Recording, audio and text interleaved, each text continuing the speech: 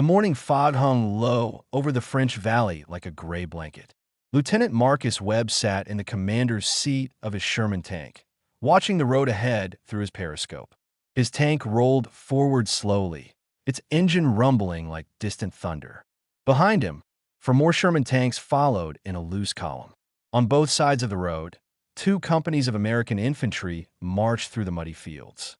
Further back, an artillery battery pulled their guns with trucks, ready to provide fire support if needed. It was October 1944, and the Allied forces were pushing deeper into France.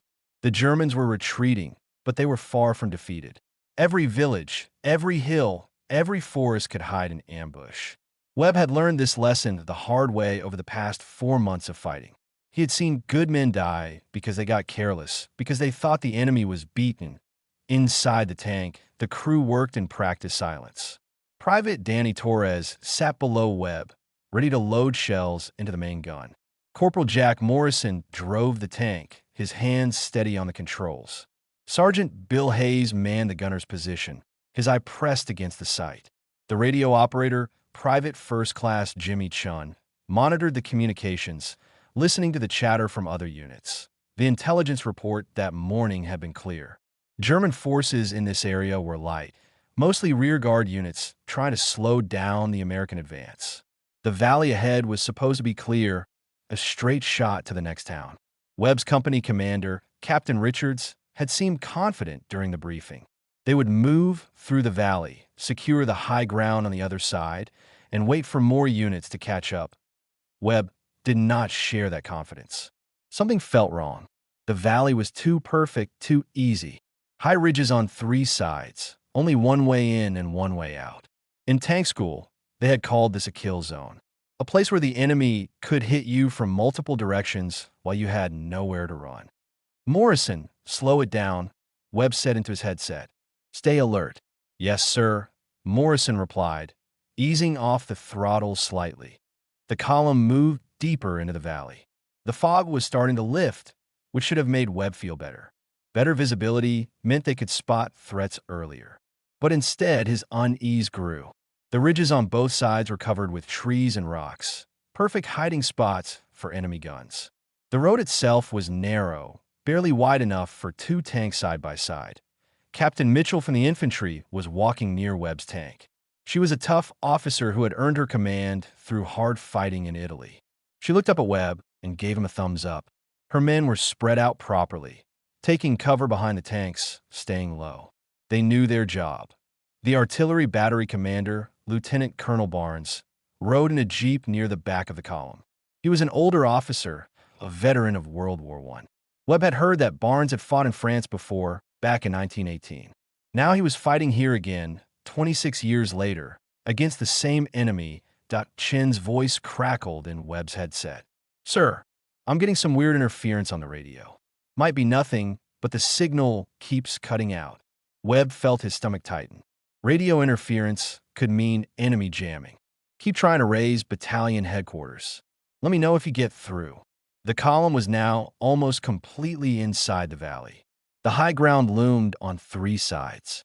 Webb could see the exit about 2 miles ahead, where the road climbed out of the valley toward the next ridgeline. So close, yet it felt like a lifetime away. Then everything went to hell. The first shot came from the left ridge. An 88mm German anti-tank gun hidden in the trees. The shell screamed through the air and slammed into the 3rd Sherman in the column. The tank exploded in a ball of orange fire. Webb saw the turret fly 20 feet into the air before crashing back down. Contact left, Hayes shouted, already traversing the main gun toward the ridge. But before they could fire back, more guns opened up. The right ridge lit up with muzzle flashes. German machine guns raked the infantry positions. American soldiers dropped to the ground, scrambling for cover behind rocks and in ditches. The artillery battery's trucks were hit, fuel tanks exploding, men jumping cleared up. Webb's tank lurched as Morrison tried to turn toward the threat. Through the periscope, Webb saw shapes moving on the ridges. Not just anti-tank guns. Tanks. German Panzer IVs and Panthers, dug into fighting positions, almost invisible among the trees. It's an ambush, Chun yelled into the radio. All units were in a kill zone. More Shermans exploded. The sound was deafening, a continuous roar of gunfire and explosions. Webb saw Captain Richard's tank take a direct hit. The entire command element gone in seconds. Infantry soldiers were pinned down, unable to move forward or back. Machine gun fire kept them pressed into the mud. Then the Germans made their final move. Webb looked back toward the entrance of the valley and saw more enemy tanks rolling into position. They were blocking the only escape route. Behind those tanks came German infantry, moving quickly to seal the trap completely. Webb understood what was happening. This was not a random ambush. The Germans had planned this perfectly. They had let the American column move deep into the valley, then sprung the trap from all sides at once. Classic envelopment tactics. 3 Allied units, more than 300 men, caught in a carefully designed killing ground. The radio filled with panicked voices. Officers calling for support, wounded men screaming, tank crews reporting their vehicles destroyed. Webb tried to reach battalion headquarters, tried to call for air support, but got only static. The Germans must have been jamming their frequencies. Hayes fired their main gun at a panzer position on the ridge, but the enemy tank was too well protected. The shot ricocheted off the rocks. Torres loaded another shell, his hands shaking but steady. Morrison kept the tank moving, zigzagging to make them harder to hit. A shell struck the front of Webb's tank with a tremendous crash. The armor held, but the impact threw everyone inside against the walls. Webb tasted blood in his mouth. Hayes cursed. Torres checked the ammunition racks frantically. Through the smoke and fire, Webb could see the situation clearly. The German forces were systematically destroying the Allied column. Every minute, more men died. Every minute, the ring of steel around them grew tighter. Without help, without a miracle, everyone in this valley would be dead within the hour. Webb's mind raced. They needed a way out. They needed to break contact with the enemy. They needed something that would give them a chance, however small, to escape this trap. That was when he remembered the smoke shells. The chaos inside Webb's tank was nothing compared to the hell outside. Smoke from burning vehicles filled the valley. The screams of wounded men mixed with the constant thunder of explosions. Webb gripped the edge of his commander's hatch, trying to think clearly while his world fell apart around him. Torres loaded another high-explosive shell into the main gun. Hayes fired at a German position, but the enemy was too well hidden. Every shot the Americans took seemed to miss or bounce off. Every shot the Germans took found its mark. It was like fighting ghosts who could see everything while the Americans were blind. Morrison kept the tank moving in short bursts, forward then back, trying to make them harder to hit. But there was nowhere to go. The valley had become a cage. Webb could see other Sherman tanks trying to maneuver, but the narrow road and muddy fields limited their movement. 2 more tanks exploded as he watched, their crews dying before they could even react. Chun worked the radio desperately, switching between frequencies, trying to reach anyone who could help. Battalion headquarters is not responding, sir. I think their position got overrun. I can hear other units calling for help, but nobody's answering. I think we're on our own. On their own. 300 men, facing what looked like at least a full German battalion with tanks, artillery, and infantry. The numbers were impossible. The situation was hopeless. Webb thought about his training at Fort Knox, back in Kentucky, before he shipped overseas. The instructors had drilled them on tank tactics, on how to fight and survive. But they had also taught them about smoke. Smoke shells could create cover, hide movement, blind the enemy. But the rules about smoke were strict and clear. Never use smoke without authorization from higher command. Smoke affects everyone on the battlefield, friend and enemy alike. It creates confusion. Friendly fire becomes more likely. Units can get lost and separated. Commanders lose control of their forces. The manuals were very specific about this. Webb remembered one particular instructor, a grizzled old sergeant who had fought in North Africa against Rommel's Afrika Korps. The sergeant had shown them footage of a British attack in the desert where smoke had been used wrong. The British tanks had blundered into their own minefields, unable to see in the smoke. German anti-tank guns had picked them off one by one. It had been a disaster. Smoke is a weapon, the sergeant had said, but it cuts both ways. You use it wrong, and you kill your own men just as sure as the enemy does. Webb looked at the wind. It was blowing from east to west, across the valley. If he could lay down smoke between the American forces and the German guns, the wind would keep it in place for at least a few minutes. Long enough, maybe, to give everyone a chance to escape.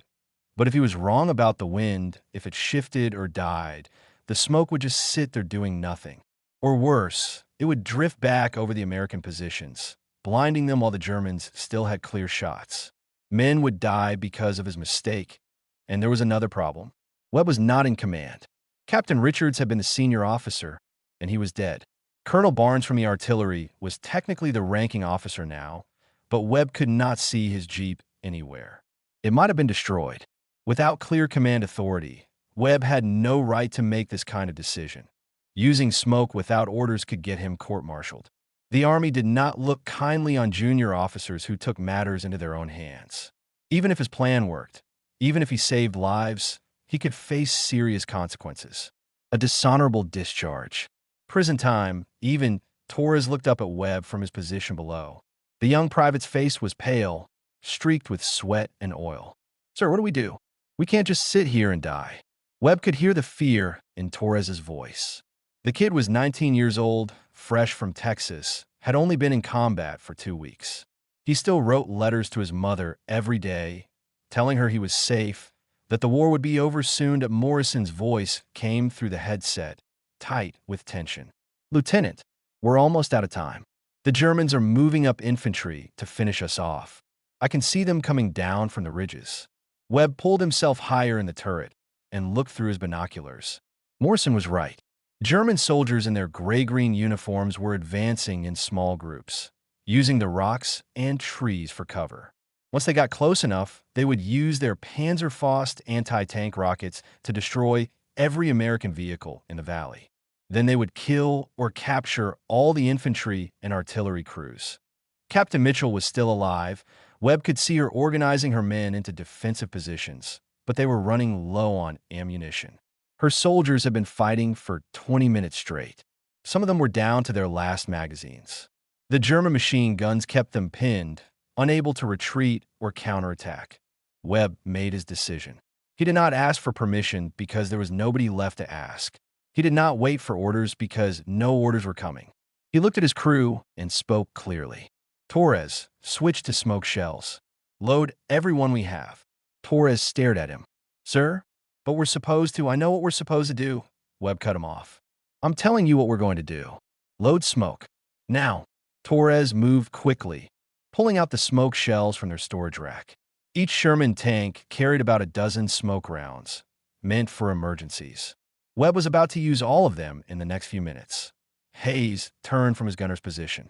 "Lieutenant, if you do this without authorization, they'll crucify you back at headquarters. You know that, right?" Webb looked at Hayes, then at Morrison and Chun. "His crew, his responsibility. If we don't do this, headquarters won't matter because we'll all be dead. Are you with me?" Morrison spoke first. "I didn't come all the way to France just to die in a ditch." "I'm with you, sir." Chun nodded. "Let's do it." Hayes gave a grim smile. "Well, if we're going to break the rules, might as well break them big." "I'm ready." Torres finished loading the first smoke shell. "We're ready, sir." Webb grabbed the radio microphone. He switched to the emergency frequency, the one that all units monitored. His next words would either save 300 men or doom them all. His hand was steady as he pressed the transmit button. "All armor units, this is Webb. I am deploying smoke. Follow my lead or we all die here. Fire smoke shells on my mark between us and the enemy positions. Create a wall. Do it now." He released the transmit button. For a moment, there was only silence on the radio. Webb wondered if anyone would follow his unauthorized order. Then voices started coming through. "Second platoon copies. Firing smoke. Charlie tank acknowledging. We're with you." Baker 4, switching to smoke rounds. Webb allowed himself one small breath of relief. Then he gave the order to his own crew. "Hayes, fire smoke. Torres, reload as fast as you can. We need to make this count." The first smoke shell left the barrel of their main gun with a sharp crack. The smoke shell exploded in the air above the German positions with a soft pop. White smoke began pouring out, thick and heavy, drifting down toward the ground. Within seconds, more shells followed. The other surviving Sherman tanks were firing their smoke rounds as fast as their crews could load them. Webb watched through his periscope as the smoke began to spread. The wind carried it exactly as he had hoped, from east to west, creating a growing curtain between the trapped American forces and the German guns on the ridges. More shells landed, more smoke billowed out. The white cloud grew thicker and wider with each passing second. The German fire began to falter. Webb could see muzzle flashes from the ridges, but the shots were going wild now. The enemy gunners could no longer see their targets clearly. An 88mm shell screamed overhead, missing Webb's tank by 50 feet. Another shell hit the ground 30 yards to the left. They were shooting blind, but the smoke was affecting everyone. Visibility dropped to almost nothing. Webb could barely see Morrison's back in front of him inside the tank, even though they were only a few feet apart. Outside, the world had disappeared into a gray-white fog that seemed to swallow all sound and light. Chun was shouting into the radio, trying to coordinate with the other tanks. All units need to move northwest. Follow the compass heading. Stay together. But the smoke made everything confusing. Webb could hear tank engines all around him, but he could not see them. He heard infantry soldiers calling out to each other, trying to stay in groups, afraid of getting separated and lost. The smoke that was saving them was also creating new dangers. Webb made a quick decision. He climbed half out of his commander's hatch, exposing himself to enemy fire. The smoke was so thick up there that he could barely breathe. He pulled his scarf up over his nose and mouth. Through the swirling white clouds, he could just barely make out shapes moving nearby. Morrison moved forward slowly. Webb called down into the tank. 10 miles per hour, no faster. I'll guide us by sight. It was insanely dangerous. Webb was standing up in his turret, visible to any German soldier who happened to get a clear view through the smoke. But somebody had to navigate, and the only way to do that was to see the ground directly. Periscopes and viewing ports were useless in this soup. The Sherman tank rolled forward. Webb used his memory of the terrain, trying to remember what the valley had looked like before the smoke. There had been a small stream about 200 yards to the northwest. If they could reach that stream and follow it, it would lead them toward the valley exit. Through the smoke, Webb saw shadows moving. American infantry soldiers, staying low, following the sound of tank engines. Captain Mitchell appeared suddenly, just a few feet away. She was helping a wounded soldier walk, the man's arm around her shoulders. "Webb," she shouted over the noise. "Where are you taking us?" "Northwest, toward the stream. Tell your men to stay close to the tanks." Mitchell nodded and disappeared back into the smoke. Webb heard her voice calling out orders to her company, organizing them, keeping them together. She was a good officer, the kind who stayed calm when everything was falling apart. Another Sherman tank emerged from the smoke on Webb's left, so close they almost collided. Webb could see the tank commander also standing up in his turret, trying to navigate. They waved at each other, then kept moving. Behind them, Webb could hear the artillery crews abandoning their damaged guns, running on foot, some of them wounded, all of them desperate to escape. The German fire had not stopped, but it was random now. Shells and bullets flew through the smoke in all directions. Sometimes they hit nothing. Sometimes they found targets. Webb heard a man scream somewhere in the white fog. He heard a tank explode, probably hit by a lucky shot from a German panzer. But most of the American forces were moving now, using the smoke as cover. Then Webb saw something that made his blood freeze. Through a gap in the smoke, less than 30 yards away, a German Panther tank. It was one of the deadliest tanks Germany had, with thick armor and a powerful 75mm gun.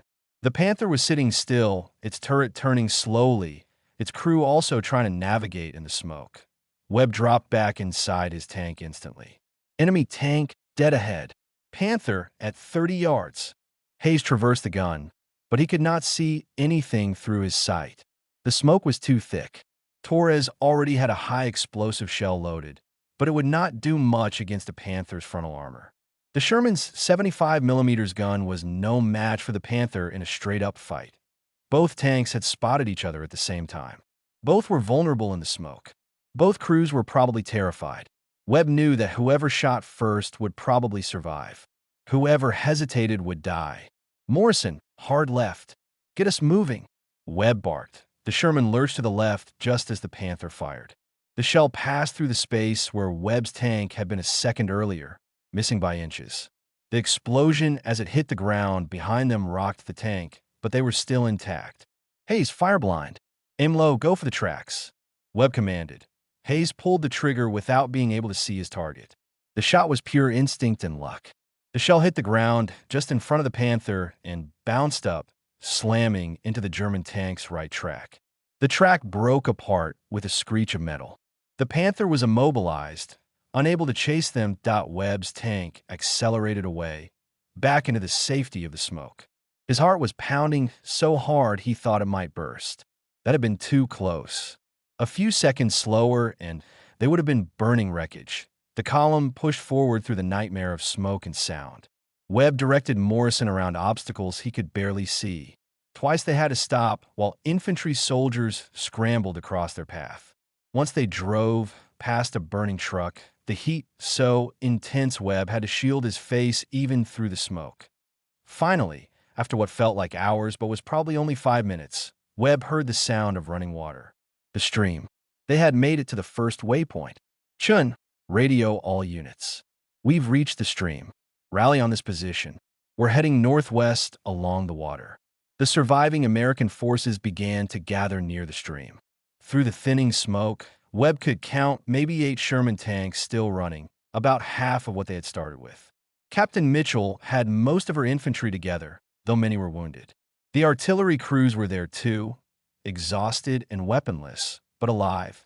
The smoke was starting to clear as the wind shifted. Webb could see the valley exit now, maybe half a mile away. But he could also see German forces moving to cut them off. The enemy had realized what was happening and was trying to seal the escape route. The race was not over. In fact, Webb realized with a sinking feeling the hardest part was just beginning.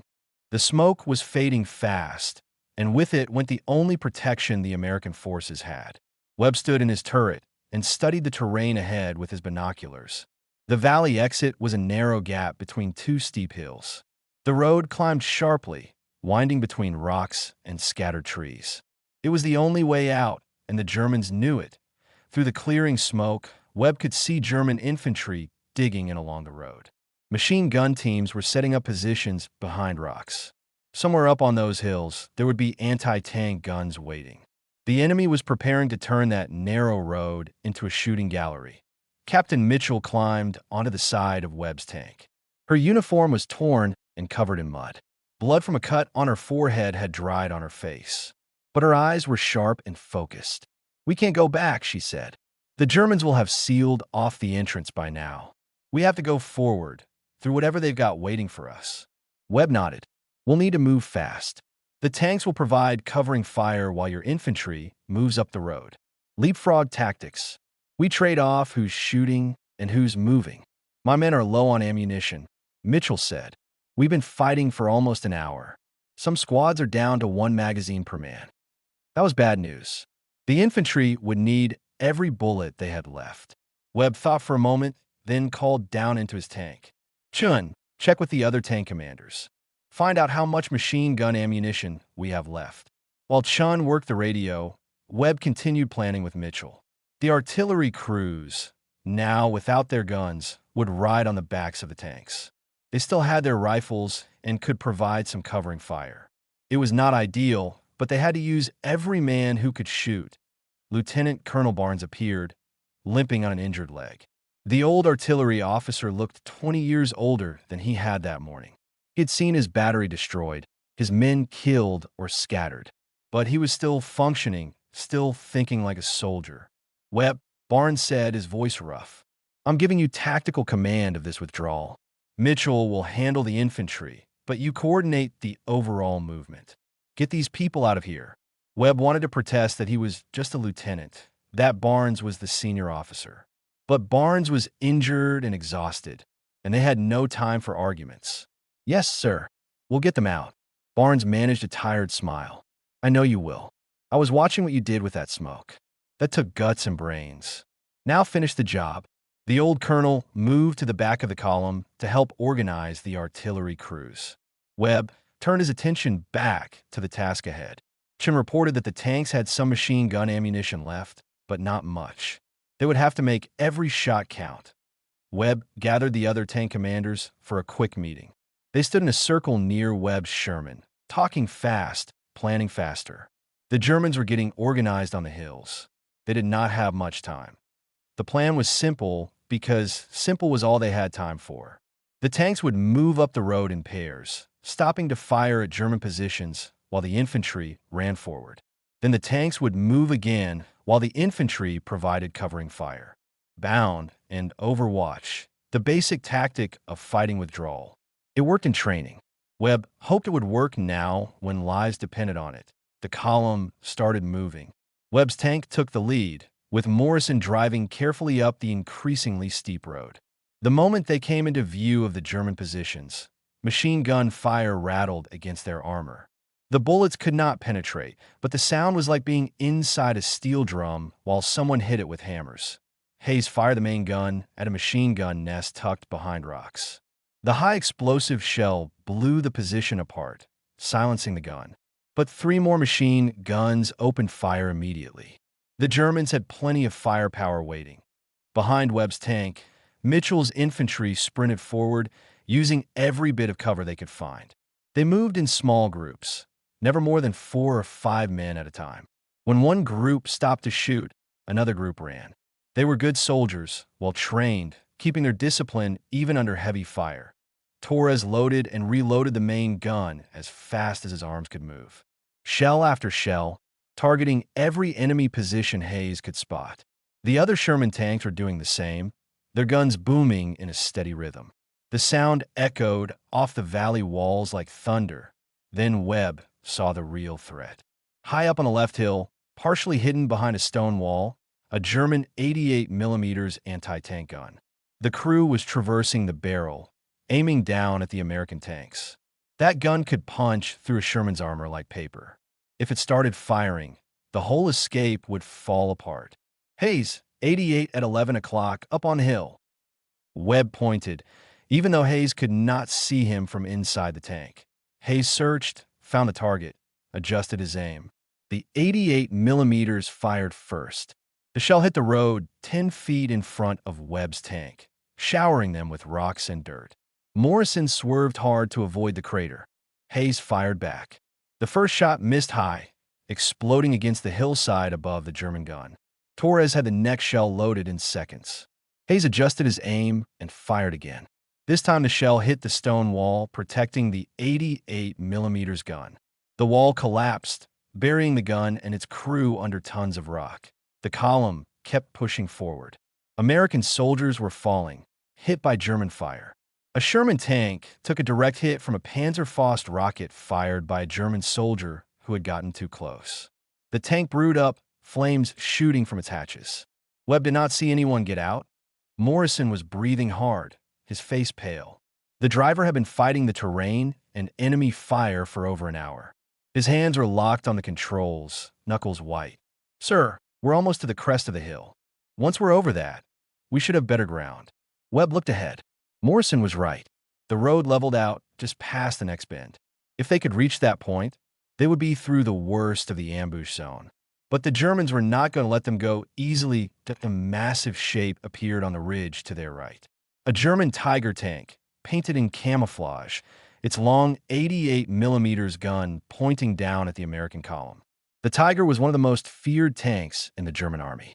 Its armor was so thick that a Sherman's gun could barely scratch it from the front. The Tiger fired. The shell hit a Sherman tank in the middle of the column, penetrating clean through. The American tank exploded instantly. 7 men dead in a heartbeat. Webb's mind raced. They could not fight a Tiger, not with the weapons they had. They needed something else, some way to neutralize it without destroying it. Then he saw the hillside beneath the Tiger. The tank was positioned right at the edge of a steep slope. The ground there looked loose, recently disturbed by artillery fire from earlier in the battle. Webb grabbed the radio. "All tanks, concentrate fire on the hillside below the Tiger. Not the tank, the ground under it." The Sherman tanks all turned their guns toward the target. They fired together, high explosive shells slamming into the slope. The earth began to slide. Rocks tumbled down. The Tiger's crew realized what was happening and tried to back up, but they were too slow. The hillside gave way in a cascade of dirt and stone. The Tiger tilted sideways, its tracks losing grip. The massive tank slid down the slope, turning as it fell. It came to rest at the bottom of the hill, tilted at a 40-degree angle, its gun pointing uselessly at the sky. The crew would survive, but the tank was out of the fight. The American column surged forward while the Germans were still shocked by the sight of their Tiger out of action. Webb's tank crested the hill, and suddenly they were through. The ambush zone was behind them. Ahead, the road stretched toward Allied lines, but they were not safe yet. Webb could see a river crossing ahead, and the bridge was destroyed. They would have to ford the river while the Germans chased them from behind. The destroyed bridge lay in pieces in the river, its concrete and steel twisted by German demolition charges. The water rushed past, swollen from recent rains, dark and fast. Webb studied the crossing with growing concern. The river was maybe 40 feet wide, but it looked deep. Too deep for infantry to wade across, especially wounded men. Behind them, the sound of German tanks echoed through the valley. The enemy was regrouping, preparing to finish what they had started. Webb estimated they had maybe 10 minutes before German forces caught up with them. 10 minutes to get 300 men across a river with no bridge. Captain Mitchell stood beside Webb's tank, looking at the water. "Some of my men can't swim, and the wounded definitely can't make it across on their own." Webb looked at the Sherman tanks, then at the river, then back at the tanks. An idea formed in his mind. It was risky, maybe crazy, but they were out of good options. "We'll use the tanks as bridges," Webb said. "We drive them into the river, side by side. The infantry can use the tanks to cross, stepping from one to another. The water will be cold, but they won't have to swim." Mitchell stared at him. "You'll sacrifice the tanks? We'll be defenseless once they're in the water." "We're dead if we stay here," Webb replied. "At least this way the men have a chance."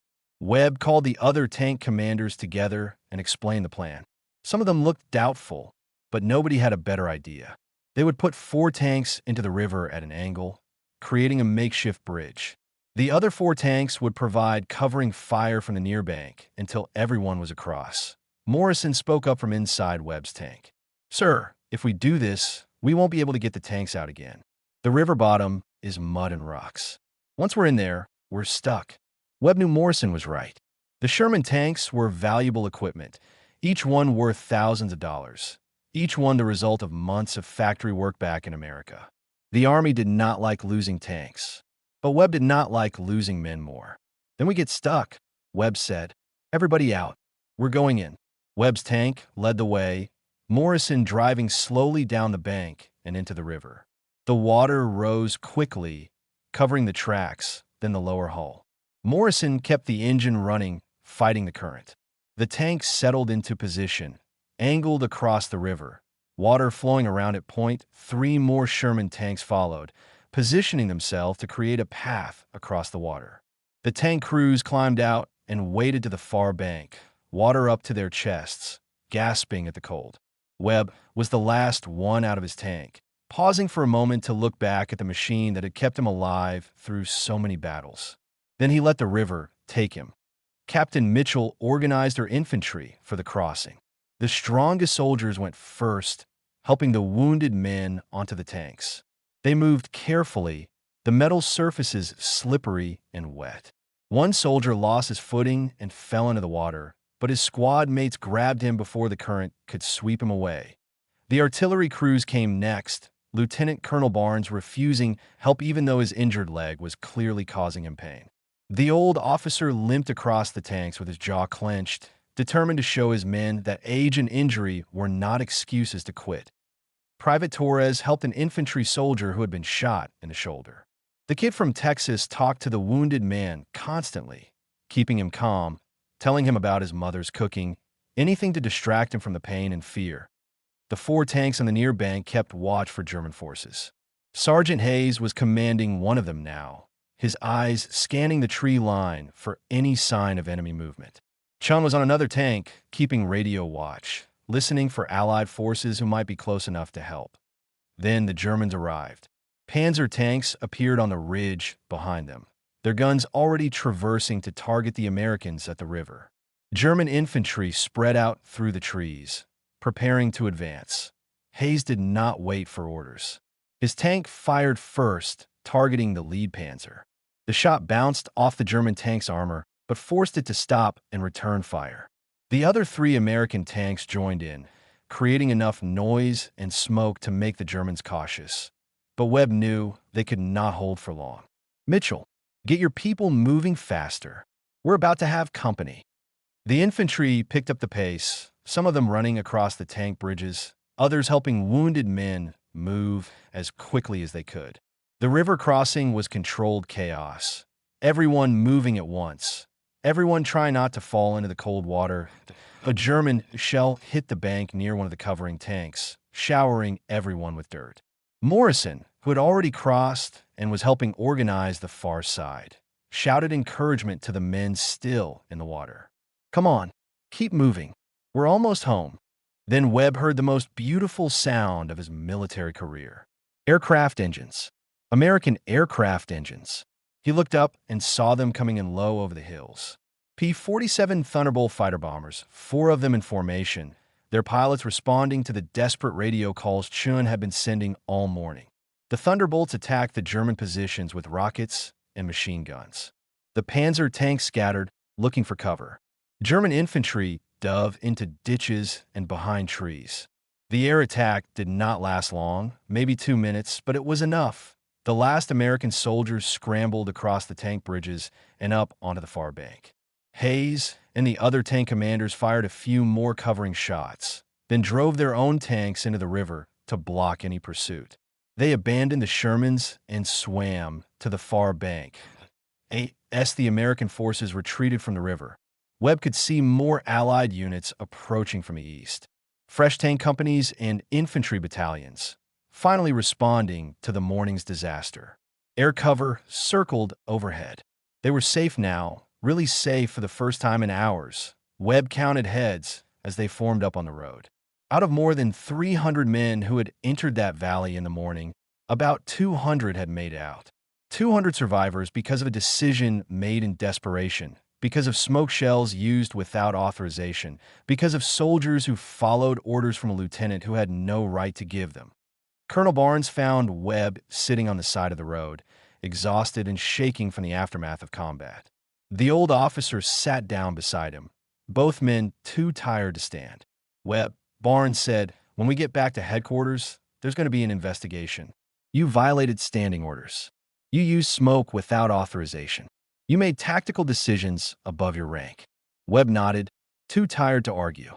"Yes, sir. I know." Barnes looked at the survivors gathering on the road. Medics were treating wounded men. Soldiers were sharing water and cigarettes. Captain Mitchell was checking on each of her troops personally. Living, breathing men who should have been dead. "There will be an investigation," Barnes repeated, "and I'm going to tell them that you saved my life and the lives of every man here. I'm going to recommend you for the Silver Star, and I'm going to request that you get promoted to captain immediately." Webb looked at the colonel in surprise. "Sir, I broke the rules. I disobeyed protocol." "You did," Barnes agreed. "You also understood something that the people who write the rules sometimes forget. Rules exist to help us fight better and survive longer. But when the rules become obstacles to survival, a good officer knows when to break them. You made the right call, Webb. The kind of call that saves lives." Over the following days, Webb's actions were investigated by higher command. Some officers criticized his decision. Some praised it. In the end, the results spoke for themselves. 200 men came home who would not have otherwise. 200 families got to see their sons and husbands again. Webb was promoted to captain and awarded the Silver Star for valor. Torres received a promotion to corporal and later told everyone who would listen about the day his tank commander saved 3 companies with nothing but smoke shells and guts. Morrison recovered from his injuries and continued driving tanks, though he never forgot the cold river and the desperate crossing. Hayes stayed with Webb's crew through the rest of the war, the two men forming a friendship based on mutual respect and shared survival. Captain Mitchell's infantry company was rebuilt and continued fighting through France and into Germany. She wrote a letter to Webb years later, after the war ended. In it, she thanked him for giving her men a chance when there was no chance at all. Lieutenant Colonel Barnes retired after the war and wrote a memoir about his experiences. He devoted an entire chapter to the Valley ambush and Webb's unauthorized smokescreen, calling it an example of leadership under pressure. The 8 Sherman tanks left in the river were never recovered. They remain there today, monuments to a desperate escape and a decision made by a young officer who understood that sometimes saving lives matters more than following rules. Webb never forgot that day. He kept a photograph of his crew in his wallet for the rest of his life. Torres grinning at the camera. Morrison looking serious and competent. Hayes with his arms crossed, trying to look tough, but failing to hide the warmth in his eyes. Chin making a peace sign. Always the optimist. The war taught many lessons, but the one Webb carried with him longest was this. Courage is not the absence of fear, but the willingness to act despite it. Leadership is not about following every rule perfectly, but about making the hard choices when lives hang in the balance. The smoke had cleared from that valley decades ago, but the memory of what happened there remained forever in the minds and hearts of those who survived.